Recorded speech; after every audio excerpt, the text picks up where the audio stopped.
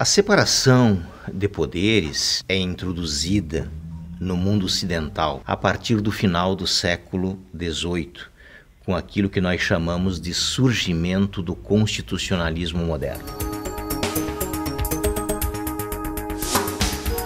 Em razão da experiência histórica, do exercício abusivo, do exercício absolutista do poder pelos agentes de Estado, o liberalismo e o iluminismo, principalmente no século XVIII, encamparam a bandeira de que era necessário limitar o poder do Estado, controlar o poder do Estado. E então veio a ideia da separação de poderes, que inicialmente foi criada na teoria política. Nós sempre falamos em Montesquieu, embora ele não é o único, digamos assim, pai da separação de poderes, que é aquela ideia de fazer uma separação orgânica dos poderes, de tal modo que as diferentes funções do Estado não fiquem concentradas num órgão ou numa pessoa.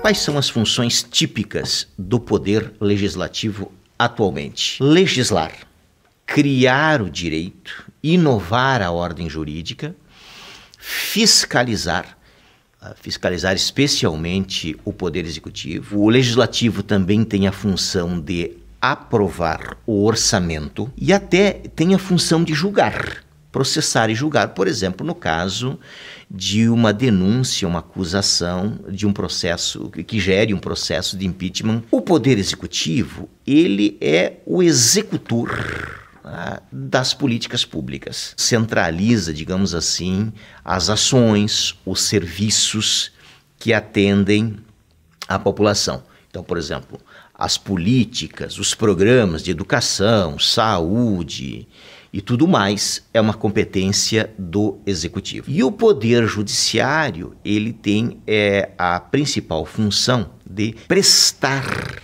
aquilo que nós chamamos de jurisdição. É dizer, no caso concreto, nos conflitos que são apresentados pelos cidadãos e até por órgãos públicos junto ao Poder Judiciário, qual é o direito aplicável naquele caso.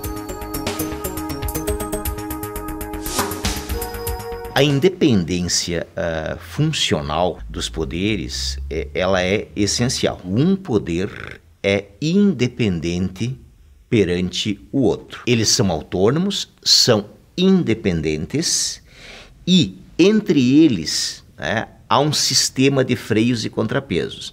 De tal sorte que, quando um dos poderes se excede, ele ultrapassa, por exemplo, os limites constitucionais, o cidadão pode apelar para um outro poder. Então, por exemplo, quando o Poder Legislativo cria uma lei que é inconstitucional, o cidadão pode recorrer a quem?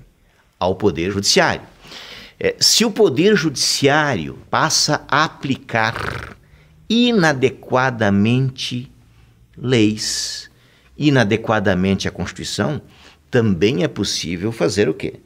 Junto ao Legislativo, criar mecanismos mais estritos, que estabeleçam limites interpretativos até mesmo e aplicativos das normas pelo Poder Judiciário. O Poder Executivo no Brasil, ele é fiscalizado, por exemplo, por meio de comissões parlamentares de inquérito. Deputados, senadores podem requerer ao Poder Executivo informações, pode convocar pessoalmente ministros de Estado e outros agentes do Executivo a comparecer para prestar informações. No Brasil existe um órgão extremamente importante que se chama Tribunal de Contas. Ele é um órgão auxiliar do Congresso Nacional. O presidente da República, todo ano, ele tem que apresentar para a Câmara dos Deputados um relatório de prestação de contas.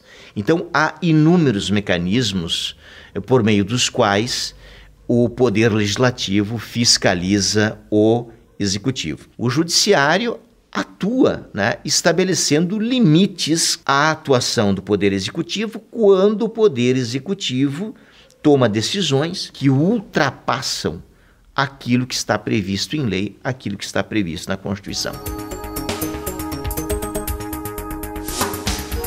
É uma instituição extremamente complexa, porque nós temos a Justiça Comum Estadual, que é composta de 2 graus.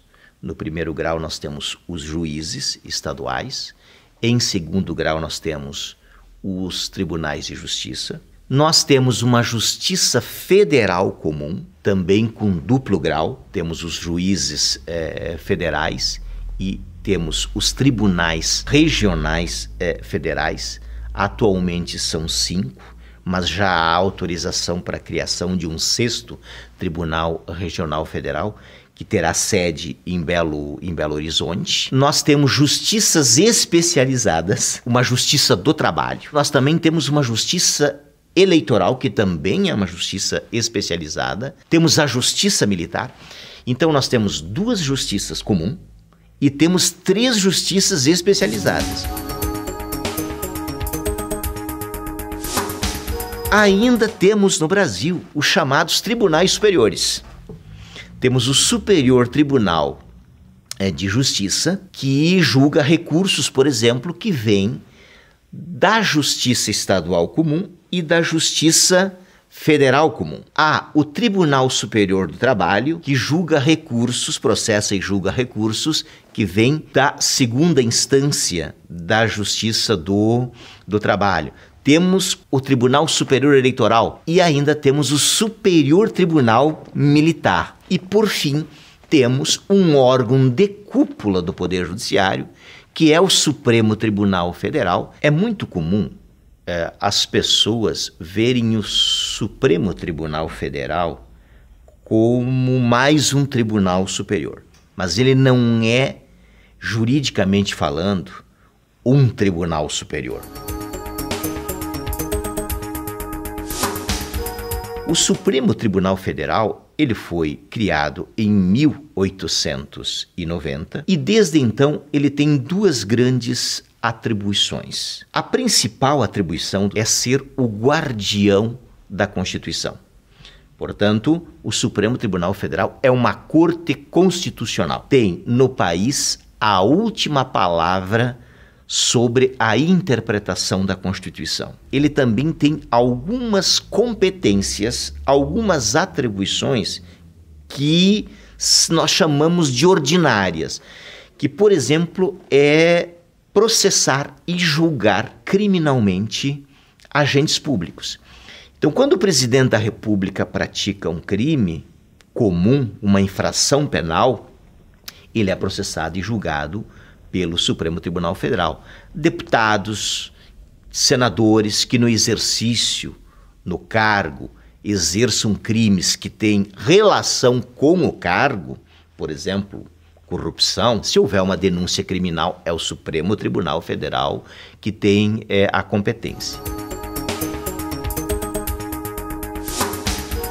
O Supremo Tribunal Federal é composto por 11 juízes, que no Brasil são chamados de ministros. Há alguns requisitos: tem que ser brasileiro nato, tem que ter notável saber jurídico, reputação ilibada, e na nomeação ele não pode ter mais do que 65 anos. Ele é indicado pelo presidente da República. Após a indicação, o nome é submetido ao exame do Senado Federal. Se o Senado Federal aprova o nome por maioria absoluta, então o presidente da República pode nomear. Atualmente, um ministro do Supremo Tribunal Federal, ele pode permanecer até completar 75 anos de idade.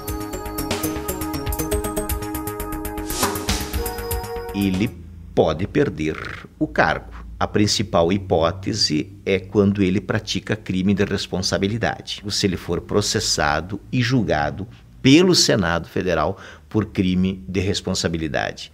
Isto nunca aconteceu. Um possível crime de responsabilidade praticado por um ministro do Supremo Tribunal Federal é quando este ministro comprovadamente faz julgamentos de forma parcial, ele usa a sua atribuição para proferir decisões que promovam perseguição política, perseguição ideológica, ou até mesmo um ministro do Supremo Tribunal Federal que praticasse algum crime de corrupção, por exemplo, embora aqui também é uma infração penal, caso o Senado Federal aceitasse a denúncia, então se instauraria um processo.